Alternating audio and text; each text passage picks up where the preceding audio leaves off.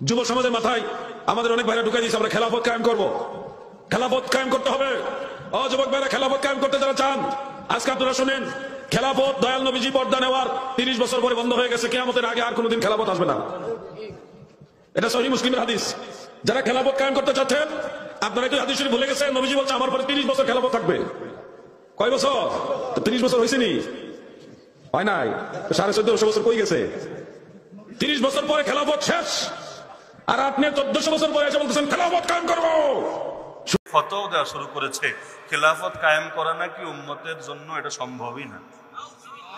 স্পষ্ট বলে দিয়েছে যে নবীজি বলে গেছেন তারপরে 30 বছর খেলাফত থাকবে, তো এরপর তার খেলাফত থাকবেই না, আসবেই না। সুতরাং তার মুরিদদেরকে সতর্ক করছে, যারা তোমাদেরকে বলে আসো খেলাফত কায়েম করব, খেলাফত কায়েম করতে হবে, তাদের ব্যাপারে সাবধান থাকবা। কারণ যেটা সম্ভবই না, নবী যেটা না করে গেছে ওইটা আবার কায়েম করবে কিভাবে? আমার বুঝে ধরে না।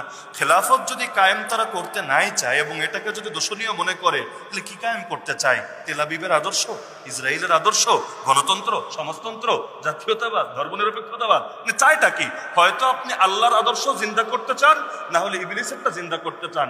এরা বাইরে কোনো সূরত কোশ্চিন কালেও সম্ভব না।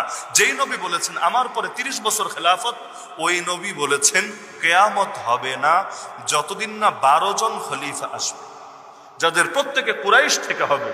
এই যতদিন পর্যন্ত এরকম 12 জন খলিফা না আসবে কিয়ামত হবে না। ওইটাও হাদিস, এটাও হাদিস। তো সমাধান কি? এই সমাধান হয়তো তেল আবিব থেকে এখনো শিক্ষা পাওয়া যায়নি। এজন্য আমি চ্যালেঞ্জও দিয়েছিলাম যে আপনার যদি এটা মূর্খতা হয়, গোমরাহি হয়, নিজে পড়াশোনা করে স্বীকার করেন, আর যদি বেশি ঝামেলা মনে হয় আমাদের সাথে আলোচনায় বসেন, দুইটার একটা তো অন্তত করেন। শুধু জেলাপি খেলেই হবে না, এই জিনিসগুলো সমাধান তো অন্তত করেন। কোনো সারা নাই, কোনো সারা শব্দ নাই, ঘন্টার পর ঘন্টা, 24 ঘন্টা পার হয়ে যাচ্ছে। লেকিন এই ফিতনা তো বড় জটিল, কারণ নবীর এক কথারই তো 2 দিন পর আরেক কথার বিরুদ্ধে দাঁড় করাবে। আল্লাহ নবী বলেছেন তারপরে লাগাতার 30 বছর খেলাফতে রাশেদা থাকবে। আমরা জানি হাসান রাদিয়াল্লাহু আনহু শাহাদাত পর্যন্ত 30 বছর অতিবাহিত হয়েছে। আবু বকর রাদিয়াল্লাহু আনহু, ওমর, ওসমান, আলী রাদিয়াল্লাহু আনহু পর্যন্ত নিলে 29 বছর 6 মাস, আর হাসান রাদিয়াল্লাহু আনহু 6 মাস মিলালে 30 বছর।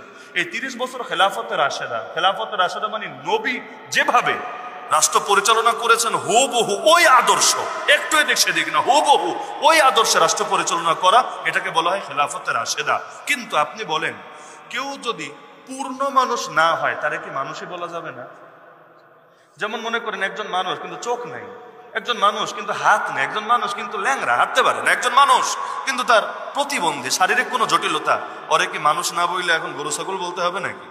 পূর্ণাঙ্গ না হলে ওইটা কোনো না কোনো ক্যাটাগরির মানুষ। তো যেমন বাজারে অনেক পণ্য পাওয়া যায়, কিছু কিছু পণ্য এগুলো কোনো জাতের না, এগুলো ভালো লোকরা কেনেও না, যাদের সামর্থ্য নাই তারা কি এগুলো কিনেই তাদের জীবন চাহিদা পূরণ করতে হয়। তাহলে উম্মত তো এ ব্যাপারে একমত যে খলিফা এবং খেলাফত, যারা আল্লাহর জমিন আল্লাহর দিন অনুসারে শাসন করবে, এই শাসন করাটার নাম খেলাফত, যারা করবে সেটা হলো খলিফা। হ্যাঁ, আমরা জানি যারা এই 30 বছরের পরে এসেছেন, 30 বছর পর তো আমির মুআবিয়া রাদিয়াল্লাহু আনহু এসেছেন। আমির মুআবিয়া রাদিয়াল্লাহু আনহুর ব্যাপারে কেউ যদি বলে তিনি আল্লাহর জমিনে আল্লাহর দিন বাস্তবায়ন করেন নাই, শয়তানের দিন বাস্তবায়ন করেছেন, ওর ঈমান থাকবে? আর ঈমান থাকবে নাকি? যদিও বিবারী এমন লোক আছে, ওই এক বক্তার তো জিব্বাই কেটে ফেলেছিল শুধু এ কারণে আমির মুআবিয়া রাদিয়াল্লাহু আনহুর পক্ষে বলেছে, আছে।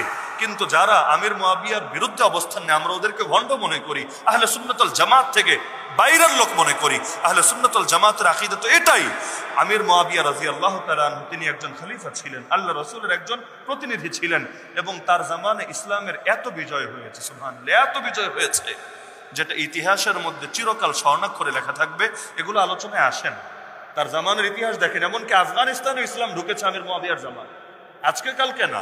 তাহলে দেখা যাচ্ছে এই যে সারা দুনিয়াব্যাপী খেলাফত পরিচালিত হলো, এবং কিয়ামতের আগে শুধু এই 5 জনই না, আরো বাকি লোকেরা আসবে, 12 জন অন্তত এমন আসবে যাদের আদর্শ হুবহু নবীর আদর্শের মতো হবে। অনেকের মতে 12 জনের মধ্যে ওমর বিন আব্দুল আজিজ রাহমাতুল্লাহি আলাইহি আছেন। আর আল্লাহর খলিফা মাহদী তারা তো থাকবেনি, এটা তো বলাই যায়। নবী ঈসা আলাইহিস সালাম তারা তো থাকবেনি।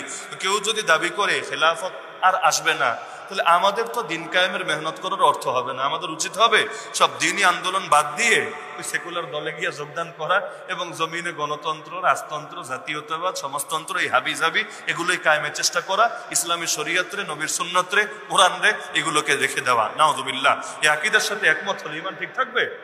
নাউযুবিল্লাহ, নাউযুবিল্লাহ মিন যালিক, আল্লাহ মাফ করুন। একইভাবে আজকাল তো অনেকে সুন্দর সুন্দর শব্দ শুনলে একটু আহ্লাদিত হয়ে যায়। যেমন ধরেন, মুক্তিযুদ্ধের চেতনায় শব্দ দিয়ে কতকাল আমাদেরকে সুন্দর করে গোলাম বানিয়ে রাখা হলো।